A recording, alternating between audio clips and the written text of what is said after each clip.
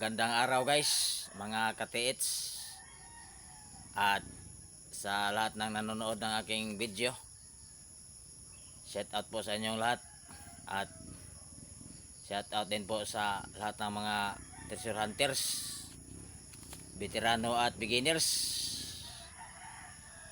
Shout out po sa inyo mga ka-TH, at sa gustong magpa-shout out ay mag-comment naman kayo dyan sa ating comment section ng shout out para ating ibanggit at i-shout out ang inyong mga pangalan. At paki-like and subscribe lamang po dito sa ating YouTube channel mga ka-TH para dumami pa ang ating mga kaibigan. At ngayong araw mga ka-TH ay hindi pala ako nakapaghukay ngayon dahil mayroong bagyo at maulan. At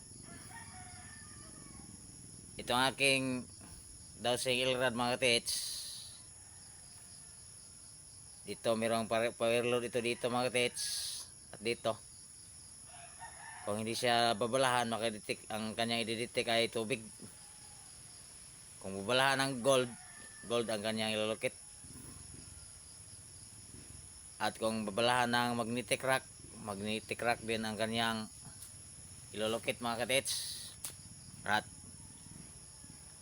dahil dalawang pares ang aking dowsing ilrad mga ka-TH ay akin tong ginagawang long range locator mga ka-TH.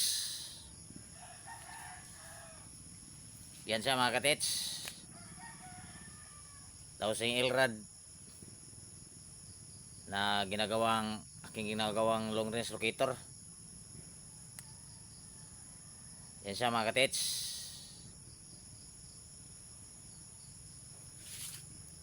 At dito tayo maglalagay ng bala mga ka-TH. Kung ano ating ibabala, yun din ang kanyang hanapin. At dito mayroong anti-decoy dito, power load. Dito mayroong anti-decoy at power load. At hindi ko pa ito nilagyan ng liquid metal mercury mga ka-TH dahil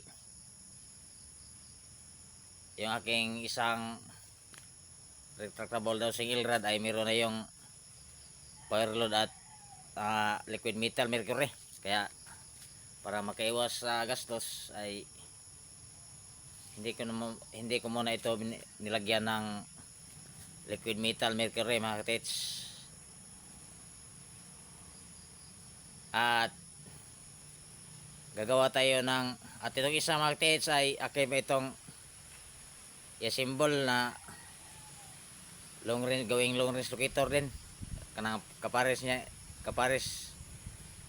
nito mga ka-TH. At gagawa pa tayo ng nito ng video. Yan mga ka-TH.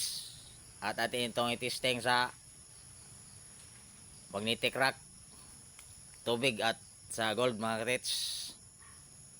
Yan lang muna mga ka-TH, at maraming salamat po sa inyong panood ng aking video, or thank you for watching.